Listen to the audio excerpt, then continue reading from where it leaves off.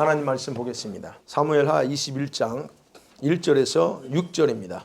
돌아가면서 교도하면서 제가 1절 읽을게요.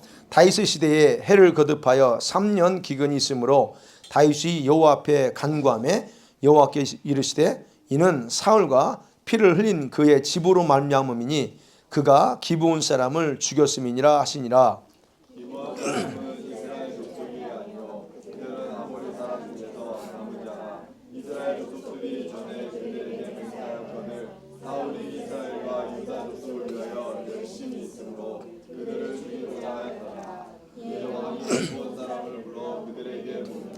다윗이 그들에게 묻되 내가 너희를 위하여 어떻게 하랴? 내가 어떻게 속죄하여야 너희가 여호와의 기업을 위하여 복을 빌겠느냐 하니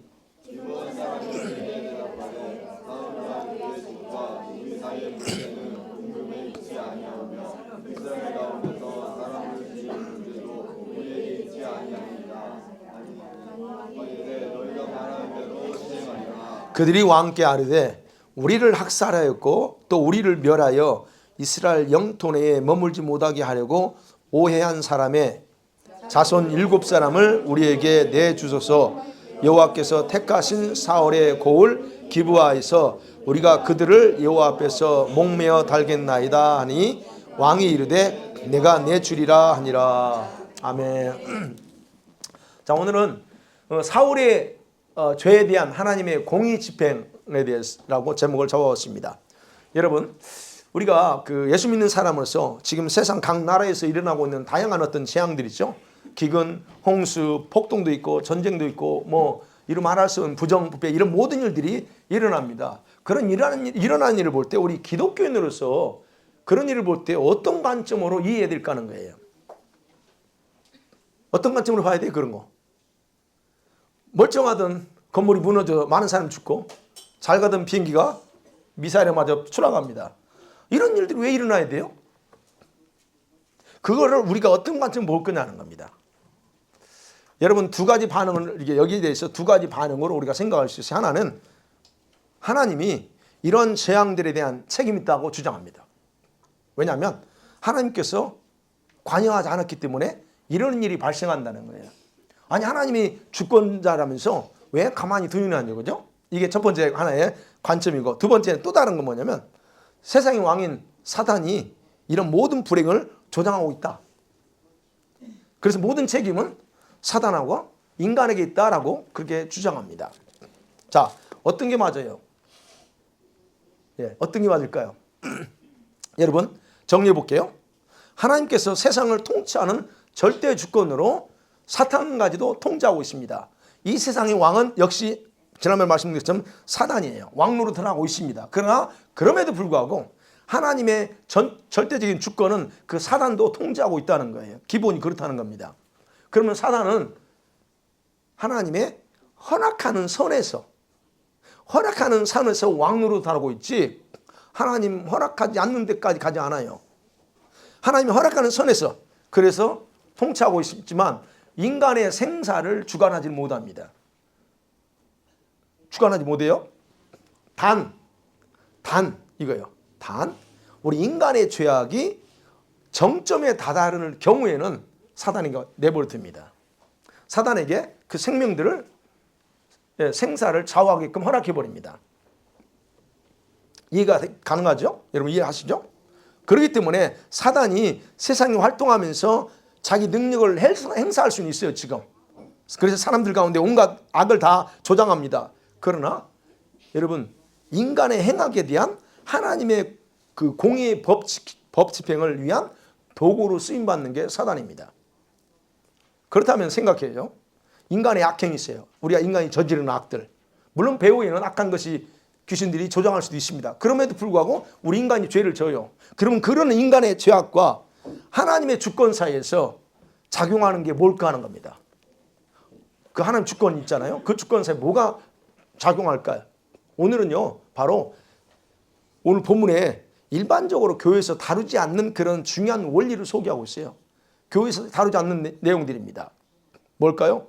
21장 사건은요, 언제인지 모르지만 사울이 왕으로 통치하는 기간 동안에 일어난 사건을 지금 기록하고 있어요. 그럼 사무엘서를 기록한 저자는 이 사무엘 상하를 연대기로 기록한 게 아니라고 그랬어요. 연대기로 기록한 게 아니고 누구의 업적? 다윗의 업적 중심으로 기록하면서 이 사건을 별도로 지금 제일 뒷부분에다 지금 소개하고 있다는 거예요. 왜 그러냐 하는 겁니다. 그 이유가 있어요. 다윗이 도망할 때 기억나세요? 시므이가 다윗한테 온갖 악담을 퍼부으면서 저주하면서 뭐라고 그래요? 피 흘린 자래요. 피 흘린 자. 이 피 흘린 자에 하면서 저주받으라 하면서 그 사건이 있었습니다. 근데 그 사건이 바로 이걸 염두에 두고 시므이가 말했을 수도 있어요. 왜냐하면 지금 보세요. 죄 없는 사울이 우선 7명을 목매달아 죽이게 내버려 뒀잖아요. 이가 돌아가죠, 여러분? 그렇다면 이 사건은 언제 있었느냐? 압살롬 반란 이전에 있었다는 거예요. 이전에. 다윗이 사울 집안에 대해서 이렇게까지 할 수밖에 없었던 것을 왜 그냥 명확하게 이해함을 통해서 과연 시므이가 저주한 것이 피 흘리는 죄, 피 흘린 자의 그 저주했던 그 내용이 그것처럼 다윗이 악한 짓을 했느냐 아니냐는 거예요. 그것을 보여주려고 하는 겁니다. 과연 다윗이 악한 짓을 저질렀을까? 여러분 7명을 죽는데 내버려 줬잖아요. 그게 악한 일일까 하는 거예요. 여러분 생각 어떠세요? 무지한 저 어린애들, 청년들 7명을 다 죽입니다. 그게 다윗이 악이에요, 아니에요? 이제 그걸 보는 거예요. 이것을 통해서 시므이는 그걸 악이라고 했는데 과연 그게 악이냐 아니냐 하는 것을 얘기한다는 거예요. 그래서 바로 이것 때문에 21장에 이 사건을 별도로 지금 추가하고 있다 하는 그런 거예요. 자, 그럼 첫 번째 생각해 봅니다. 자, 역사에 숨겨져 있던 사울의 악행이 드러납니다. 우리가 아는 것처럼 사울이 이런 악행을 과거 어느 시점에 악을 행했는지 전혀 모릅니다. 기록이 안 됐기 때문에 몰라요. 숨겨져 있었어. 근데 사실은. 근데 그 죄가 다윗이 통일왕국을 통해서 다스릴 때 그게 드러납니다. 언제요? 3년 동안 계속 흉년이 든 거예요. 아니 왜 흉년이 들어? 여러분 이때 다윗이 왕국으로 왕으로 통치할 때 국가적으로 굉장히 부흥할 때예요. 그리고 신앙적으로 어떻게 해요? 백성들이 하나님 중심으로 딱 이렇게 성장하면서 막 이렇게 불이 붙었던 때예요. 그렇다면 이런 때라면 좋은 일만 거의 일어나지 불행한 일은 거의 안 일어나요. 막 하나님이 놀랍게 축복할 때는. 그래서 우리가 이런 사건 속에서 그러면 1년 정도 일어나면 그러면 뭐 자연적으로 지금 뭐가 문제 있구나. 또는 2년 정도 2년 됐어. 2년 내도 자연적인 재앙이구나라고 생각하고서 그냥 지나칠 수 있어. 그런데 연속 스트레이트로 3년간 계속 기근이 든 겁니다. 거기서 바로 이때서 이 재앙은 단순한 자연재앙이 아니구나. 죄지은 이 이스라엘 백성의 도덕적이고 영적인 어떤 상태가 여기에 관련되어 있구나라고 다윗이 그걸 직감하고서 그 문제의 심각성을 그때 깨닫습니다. 그 1절이 그 얘기요. 3년간 계속대로 기근이 들었다. 그러니까 깨닫고 나니까 이제 다윗이 왜 일어나는 일을 그 문제를 가지고 하나님께 가서 물어봅니다. 근데 물어보는데 하나님이 전혀 예상하지 않는 답을 주시는 거예요. 생각지도 않는 답. 근데 그거는 다윗이 어렸을 때 일어난 사건이니까 어렸을 때 들었던 얘기야. 어떤 얘기예요? 사울이 이제 여기 기록되어 2절부터 있죠. 사울이 왕이 되면서 당시 함께 살고 있던 아모리족 속이었던 기브온 백성들을 학살했다는 겁니다. 기브온 백성 우리가 아는 것처럼 이게 출애굽에서 여호수아가 이제 가나안 들어갈 때 그들 속이고 와서 그 맹세하잖아요. 살려주겠다고. 그를 통해서 이스라엘 백성 유일하게 이때 멸망당하지 않고 같이 공존했던 족속이에요.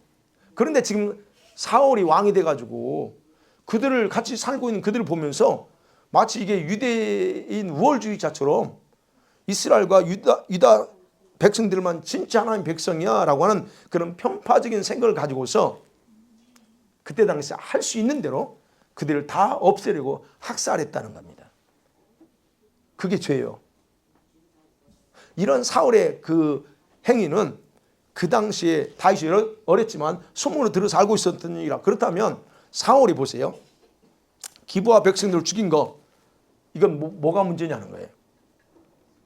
여러분, 그거 뭐가 문제예요? 기부와 백성을 이스라엘 후손들이 아니기 때문에 죽일 수도 있어요. 근데 이건 문제가 돼. 근데 뭐가 문제냐는 거예요. 여러분 정확히 아셔야 돼요. 뭐가 문제예요? 원인이 뭐예요? 여호수아와 당시 이스라엘 선조들이 그들과 뭘 맺었어요? 언약을 맺었어요. 언약을 맺었으면 이건 깰 수 없는 거예요. 근데 그걸 파괴하는 행위를 했거든요. 그러니까 하나님께서 아말렉은 진멸하라고 했어요. 완전히 진멸해버리라. 그렇지만 기브온에 대해서는 그러라고 말하지 않았습니다.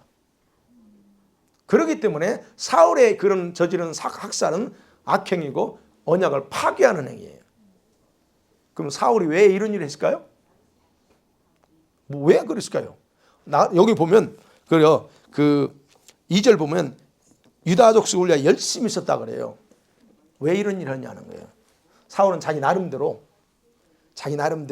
이게 하나님을 위한 열심이라고 생각해서 아마 그렇게 했을 거예요. 그러니까 여기다가 열심이라고 표현했죠. 예측해 본다면 아마 아말렉을 진멸하라고 했잖아요. 근데 거기서 그 명령에 불순종하고 버림받았죠. 그것을 스스로 하나님 앞에서 신뢰를 얻어보고자, 회복해보고자 하나님께서 시키지도 않은 일을 지금 자기 열심으로 그런 학살을 했을 수도 있다, 예측해 본다는 거예요. 왜 이런 쓸데없는 일을 했냐 이거죠. 하나님의 일을 하는 거라고 하는 그 망상을 가지고 그런 자기 악행을 정당화하면서 했을 수도 있다는 겁니다. 어찌됐든 이때 사울은 무관 사람들이 많은 사람 피를 흘렸고, 그부터 시간이 얼마나 흘렀는지 최소 20년 이상 흘렀습니다. 최소 20년. 근데 하나님은 그것을 잊지 않고 지금에 와서 그 죄에 대한 첫 번째 형벌로, 재앙으로 기근을 계속 3년 스트레이트 보내보낸 거예요. 여러분 보세요. 우리가 이런 말씀 보면서 저는 항상 질문, 퀘스천을 해요. 사울이 왕으로 통치할 때 그때 재앙을 내려야 되지 왜 그때 안 내리냐는 거예요. 지금 우리가 그렇지 않습니까? 정치가들 얼마나 뒤에서 악한 짓, 별의별 악한 짓 다 하잖아요. 자살하게 만들고, 얼마나 무고한 사람이 자살해. 한국은 특별히 자살하잖아요. 그거 얼마나 어마어마한 간접살인이 그거. 근데 왜 그걸 그냥 내버려둬요? 바로바로 해버리지. 그 얘기에 지금 사울이 왕 통치를 했을 때 그 형벌을 내리면 되는데 왜 안 내리냐는 거예요. 왜 다윗과는 상관없는 일을 해서 다윗이 어림을 당해야 되고, 그리고 백성들이 그 기근으로 고통을 당해야 되냐 하는 겁니다. 바로 여기에서요, 하나님께서 인간 역사에서 행하시는 한 가지 원리가 있어요.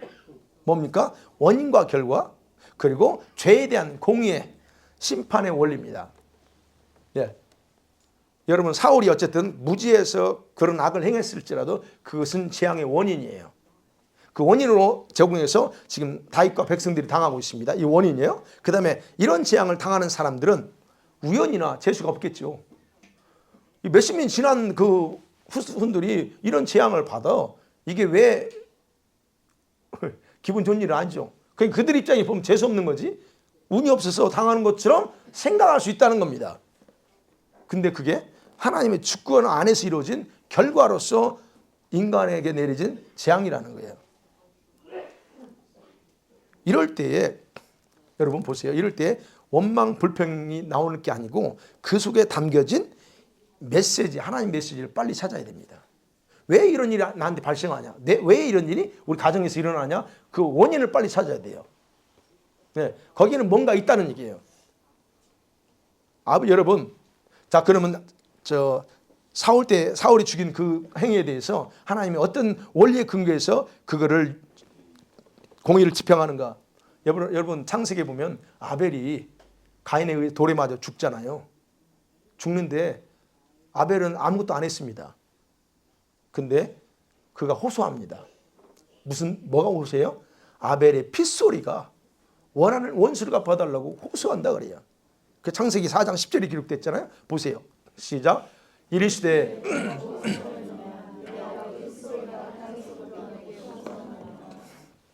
피가 호소한대요. 그 죽었어. 그런데 피가 호소합니다.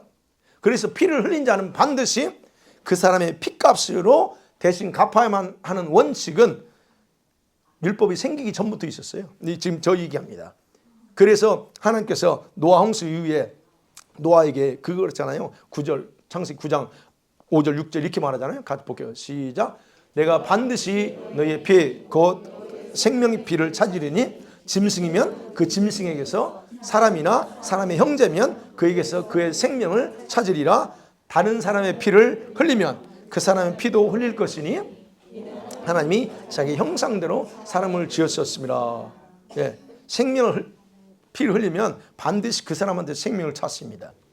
그래서 이런 하나님의 그 원리가 시내산에서 모세에게 율법을 지어줄 때도 동일하게 강조하면서 그걸 이제는 완전히 헌법으로 만들어버려요. 그게 레위기 24장 17절에 기록되어 있잖아요. 볼게요. 시작. 만일 사람을 쳐 죽인 자는 반드시 죽일 것이요. 반드시 죽습니다.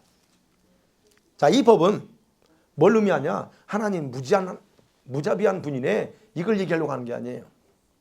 뭘 얘기할 거예요? 하나님은 공의의 법을 집행하는 아주 공정한 분이구나 라는 걸 알려주는 거예요. 그렇다면 보세요. 사울이 지은 악행에 대한 이 하나님의 공의의 법 원인, 결과는 봤어. 그러면 공의의 법 집행은 어떻게 하느냐는 거예요. 어떻게 집행이 되느냐는 겁니다. 자, 이런 저의 결과에 따른 재앙은 세월이 흘러가도 우리는 세월이 약이야 그런 말 하죠. 여러분 세월이 약으로 적용되지 않습니다. 어떤 부분 세월이 흘러가면 다 그냥 묻혀. 그렇지만 이런 것들은 묻히지 않습니다. 사람들은요 세월이 흘러가면 다 잊어버린다고 말해요.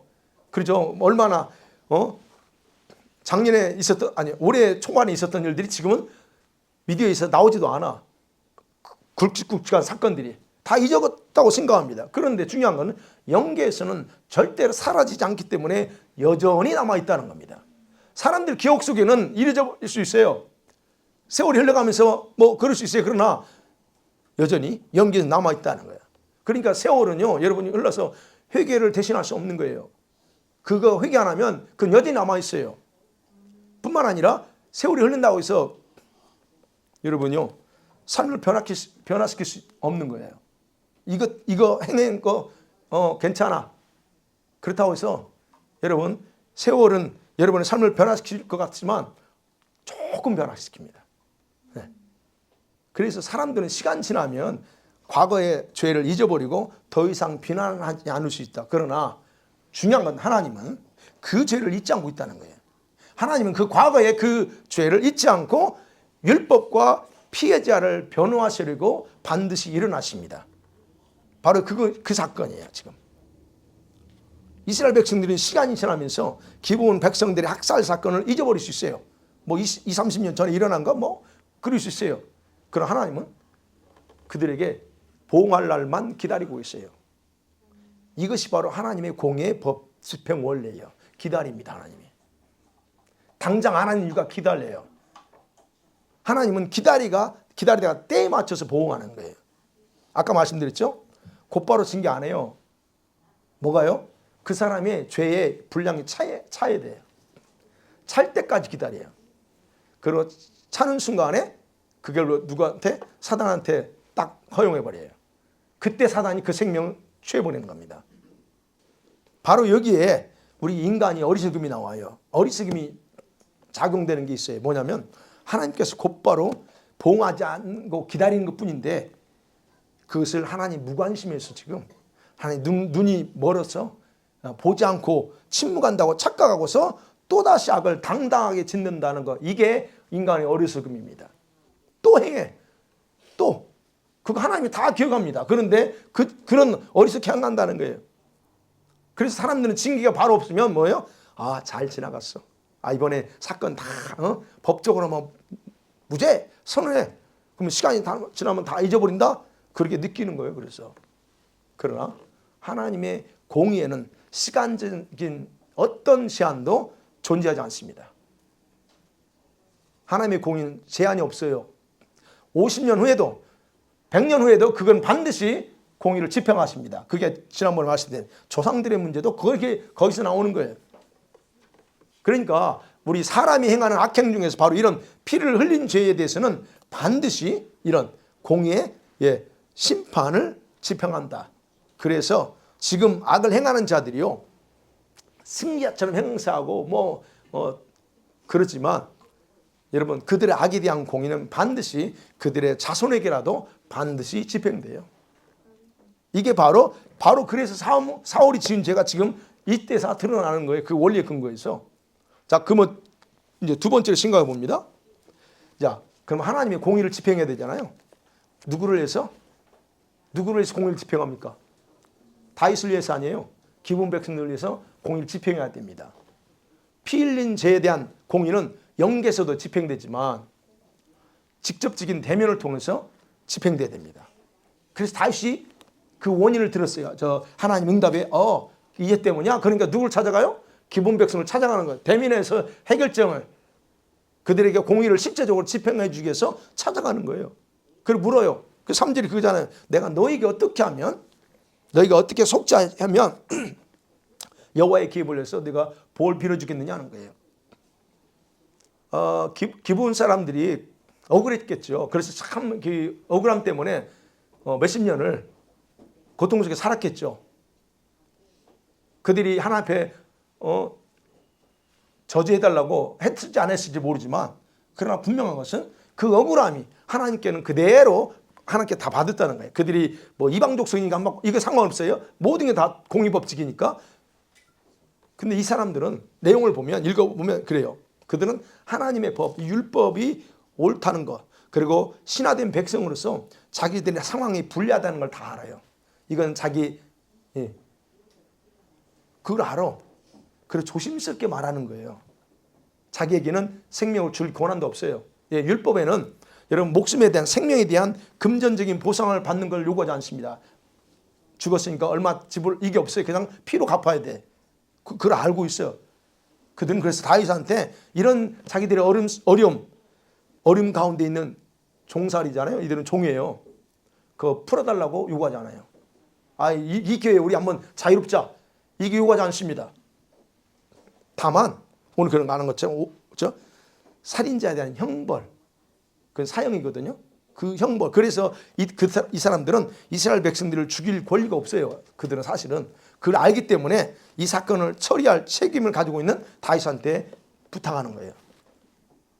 자기들의 원한에 대한 권리를 겸손하게 다윗에게 요청하는 게 5절 6절이에요. 우리를 학살한 자의 후손 7명만 주세요. 유정합니다. 그게 다야. 이게 뭘 의미할까 하는 거예요. 그들은 얼마든지 요구할 수 있는 자유, 종으로서가 아닌 자유인으로 그것도 요구하지 않고 다른 걸 요구하지 않습니다. 그러면 벌써 이제 죄는 사울이 지었는데 아무런 죄 없는 후손들 7명이 죽는 것이 합당하냐 하는 겁니다. 여기서 또 생각이, 그들이 왜 무슨 죄가 있어요? 죄진 게 없어.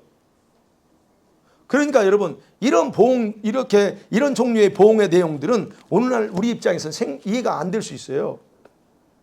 왜냐하면 부모의 죄로 말미암아 자녀가 고통당한 거, 그거는 안 된다고 우리가 생각하잖아요, 기본적으로. 자, 그런데 생각해 봐야 돼요. 그렇게 악을 행하는 사람들이 악을 행함을 통해서 잘 되고 잘 살았어요, 자손들이. 지금 그래요. 정치권에 모든 사람들 다 그 자손들 얼마나 떵떵거리고 삽니까? 그런 부모가 악을 행함을 통해서 그런 걸 풍요로움을 누리고 있어요. 혜택을 다 받고 있어요. 그럼 그들은 죄가 없느냐? 아니, 공범의 죄가 있어요. 그래서 그 자손들에게도 문제가 있는 거예요. 자손들. 공범이에요, 공범. 그러니까 우리가 생각하면, 아니, 자손들이 그렇게 권세를 누리고 있어. 그게 정당할까? 아니, 공정하지 않습니다. 그래서 얘기하는 거예요. 우리는 사울의 아들들이 아버지 약한 음모를 도와줬다는 거. 여기 나오죠. 1절에 보면 사울과 피를 흘린 그의 집으로 말미암아, 그의 집. 그렇게 부모의 악행을 통해서 어떤 혜택을 자녀이 누렸다면 그것은 같이 공모한 거예요. 그걸 누리는 혜택은. 그렇기 때문에 그들도 공범으로서 벌받은 것은 당연하다라고 하는 것이 우리가 여기서 봐야 돼요. 그리고 기브온 사람들이 핏값으로 최소한 7명을 숫자 7명을 요구한 것은 의미심장한 의미가 뜻이 있어요, 거기에. 굉장한 뜻이 있다는 거예요. 왜? 왜냐하면 7은 여러분 아는 것처럼 하나님의 어떤 행동의 완전함을 의미해요. 완전함. 그러면 기본 사람들이 그 숫자를 알고 했든 모르고 했든 간에 읽어보려고 해요. 자, 피 흘린 죄의 대가는 시간이 흐르고 당사자가 없어도 바로 그의 후손들에게서 반드시 요구된다 하는 거. 이게 원리예요. 자, 다윗은 이것이 인간의 보복이 아니라는 걸 알아요. 인간의 보복이 아니고 하나님의 일하시는 것을 하고 간주하고서 그들의 요구를 받아주죠. 그래서 사울이 주는 7사람, 사울의 첩 리스바라고 하는 그 첩의 아들 두 아들하고 손자 5명을 선택해서 기본 사람들에게 넘깁니다. 그러자 그들은 7명을 사울의 고향인 기브아의 근처의 산 위에서 하나님 앞에서 목매달아 죽입니다. 분명히 여호와 앞에서 그래. 여호와 앞에 그냥 죽인 게 아니에요. 그냥 이놈들 원수들이다 하고 그냥 죽인 게 아니고 하나님 앞에서 그렇게 죽였다라고 기록되어 나와요. 그러니까 이 말은 무슨 말이냐면 3년의 기근은 사울의 죄의 결과라는 걸 드러내기 위해서 그들은 모든 사람들이 볼 수 있도록 공개적으로 했다는 거예요. 이때가 언제냐? 보리를 추수할 때예요. 보리 추수는 어때요? 저 유월절 이후입니다. 그러니까 양력으로 3월, 4월 때 그게 그렇습니다. 자, 그러면 우리가 아는 것처럼 구약에 보면 여러분 나무에 매달려 죽은 사람은 저주받은 자다라고 그렇게 기록되어 있어요. 신명기 21장 23절에 보면. 그럼 나무에 댔다는 건 저주받은 사람이야. 그래서 이스라엘 백성들은요, 매달아 죽이면요, 땅이 더럽혀지지 않도록 밤이 되기 전에 바로 그 시체를 내려서 묻는 것이 그게 율법이에요. 왜냐하면 그걸 그대로 놔두잖아요. 그 땅은 하나님의 기업이야. 근데 시체로 묻지 않고 놔버려 둔다? 그럼 문자적으로나 상징적으로 주님의 땅을 더럽히는 결과가 돼요. 그 땅을. 그러니까 처형당한 자에게 임한 저주가 땅으로 전이된다는 그런 의미가 있어요. 그래서는 바로 죽이면 바로 그 해지기 전에 다 처리해야 돼요. 그런데 오늘 본문에서는 안 읽었지만 7절부터는 예외예요. 이 7명은 비 올 때까지 시체를 매달아 놔요. 바로 안 내려요. 기본 족속들의 죽음에 대한 그런 하나님의 진노를 풀어주기 위해서 치른 속죄제물이다 하는 것을 여기서 보여주는 거예요.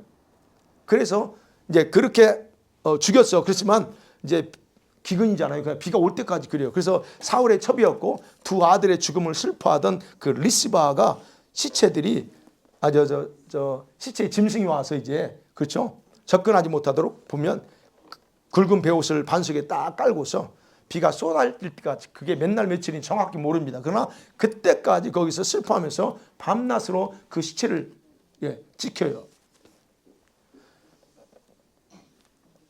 여러분, 하나님은 그러한 사울의 악에 대한 진노로 7명의 죽음을 받고서 진노를 풀었다는 표시로 비를 쫙 내리죠. 이제 소낙비가 내립니다. 자, 리스바가 비가 쏟아질 때까지 밤낮 시체를 지켰다는 사실을 다윗이 소식을 듣습니다. 그 소식을 듣고 그 리스바가 어머니로서 그 사랑과 정성에 감동을 받아요. 다윗이. 비록 그게 하나님의 뜻을 위해서 자기는 했지만 감동받습니다. 그리고 그래서 이제 그가 사울이죠. 사울과 그의 아들들 요나단과 그 전쟁에서 죽었던 그 아들들의 뼈를 비롯해서 그 7명 지금 매달아 죽은 7명을 함께 모아서 사울 아버지 이름이 누구예요? 기스죠. 기스의 무덤에 같이 장례를 치러줍니다. 자, 이렇게 해서 하나님의 짚는 땅 멈춥니다. 그리고 실추되었던 사울 집안의 명예도 어느 정도 회복시켜 줍니다. 그러니까 기본 사람들이 요구했던 공의는 실행이 됐어요. 그에 따라서 하나님께서도 받으셨어. 그래서 막아버렸던 그 하늘의 문을 활짝 열어주신 겁니다. 그리고 동시에 원한을 품고 억울했던 기본 족속들의 억울함이 딱 풀어지면서 그들이 만족을 얻었다는 뜻이에요. 그게. 그러니까 공의는요, 땅에서도 집행돼야 되지만 하늘에서 집행돼야 돼요. 그게 충족이 돼야 된다는 거예요. 이런 경우는 더 그렇습니다. 무관 7명이 죽는 건 슬픈 거지만 어쩔 수 없어요. 피할 수 없는 그런 원리였다는 그런 겁니다. 오늘날도 여러분, 이 원리는 세상의 역사와 인간의 악행 속에서 그대로 적용됩니다. 말씀 맺어볼게요. 자, 악에 대한 공의 집행.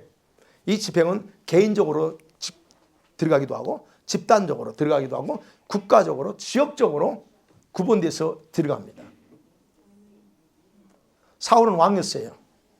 사울은 왕이었기 때문에 이건 국가적인 공의를 집행하는 거예요. 우리 지역의 시장, 여기서 여기 뭐 버나비 시장, 이 시장이 예를 들어서 악을 행한다 해보세요. 그러면 이런 사람들은 그 시의 대표예요. 그죠? 어떤 집단의 리더가 악을 행한다? 이건 구분되어서 공의를 집행한다는 얘기예요. 각 나라에서 행해지는 리더들의 악, 그 악은 누가 받아요? 그 나라 백성들이 다 받아요. 그래서 그 나라가 패망하는 거예요. 그래서 각 도시의 여러분 시장이 하나님이 싫어하는 악을 행한다. 또 정책을 행할 수 있잖아요. 예를 들어서 뭐죠? 동성애 합법화시키고 또는 뭐죠? 낙태를 합법화시키고 이런 악을 한다 생각해 봐요. 그러면 그 결과는 그 시에 그 나라에 살고 있는 사람들 모두에게 그대로 동일하게 공의가 집행된다는 거예요. 그래서 우리는 이런 것들을 막아야 돼요. 왜? 그게 다 우리한테 직접 다 피해를 입으니까.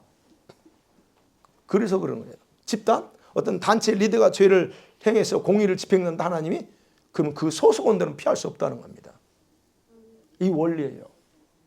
그게 바로 대표성의 원리입니다. 가정에서 아빠가 죄를 지면 혼자 끝나면 되는데 그게 아니에요. 그 가정 자체가 다 받아요. 원리가 그래요.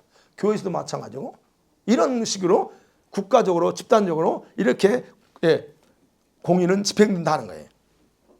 그러니까 여러분 오늘날 각 나라에서 여러분 저질러지는 온갖 살인, 여러분 그런 강간, 도둑질 이런 죄악들 수없이 많잖아요. 그럼 이게 없어지느냐? 아니요. 안 없어집니다. 오늘날 무관 생명들이 낙태로 유아 살해로 얼마나 많이 죽는지 언급 안 해도 돼. 여러분 이미 다 알고 있기 때문에. 근데 중요한 것은 그들의 복수를 외치는 핏소리가 올라간다는 거예요. 그들의 부모의 억울함이 뭐 한두 사람이겠어요? 그들이 가만히 있냐는 거예요. 그러니까 그 결과 땅에 피가 살아가지고 지금 하나님의 공의법을 집행해달라고 요구하는 거예요. 그래서 생명을 죽이는 것은 국가적으로 큰 재앙을 초래하는 거예요. 그래서 어느 때 기근이 온다, 뭐가 온다, 이건 거의 다 그것과 연결돼 있다라고 생각하시면 됩니다. 그러면 이러한 죄악들에 대한 공의 집행은 언제 이루어져? 언제요? 언제 이루어질까요? 아까 말씀드렸잖아요. 그 악이 무르익을 때까지 기다려요. 그 자들은 또 짓거든. 그 자들은 법적으로 무죄받았어. 그러니까 또 지해요. 그러면 지가 죽으려고 악을 계속 쌓는 거예요. 그러니까 각 나라에서 일어나는 이런 모든 자연 재앙들은 그래서 우연히 일어나는 게 아니다. 그 진노의 형태로 일어나고 있는 경우가 거의 100% 맞습니다. 그게 오늘 본문을 통해서 우리가 봅니다. 그래서 우리가 살고 있는 이 나라, 이 도시 밴쿠버를 위해서 기도해야 되고 여기 거버먼트를 위해서 기도하셔야 돼요. 그다음에 학교면 학교, 교육청이면 교육청, 우리가 좀 구체적으로 해서 기도해야 되는 이유가 그래요. 엉뚱한 짓 하지 않게. 그래서 정의와 공의를 실행할 수 있는 그런 좀 이렇게 학교에서도 이런 사람들, 시에서도 이런 사람이 나와서 좀 하게끔 위해서 우리가 기도해야 될 이유가 바로 거기에 있습니다. 어쨌든 여러분, 결론은 그래요. 사람은 심은 대로 거두는 법칙을 벗어나지 못하고 반드시 그 대가를 치르게 돼 있다. 하나님의 그런 공의의 법 집행은 하늘의 천사도 주님의 아들들도 우리 하나님의 자녀들도 동일하게 적용됩니다. 피할 수 없다는 거예요. 절대 못 피합니다. 나는 구원받았으니까 너 다 피하지 못합니다. 이 공의법은. 그래서 과거에 알지 못하는 가운데 뿌리놓은 악들이 있다면 어떻게 해야 돼요? 하나님의 진노의 찬이 더 이상 죄를 안 짓겠죠. 그렇다면 그거 빨리 회개하고 청산하셔야 돼요. 기억이 안 나면 악을 안 했으니까 기억 안 나겠지. 그죠? 감사해줘. 기억이 없다는 건. 만일에 그렇다면 여러분이 그게 있었다면 다 빨리 청산하셔야 됩니다. 그리고 여러분의 여러분 자신과 자녀들을 위해서 성령을 위하여 뭘 하라고요? 성령을 위해서 많은 씨앗을 뿌려야 돼요. 그 뿌림을 통해서 놀라운 축복을 여러분이 그런 복은 여러분이 받아요. 그 복 받고 정말 자녀들도 잘 되는 놀라운 은혜가 있기를 간절히 축원합니다. 아멘.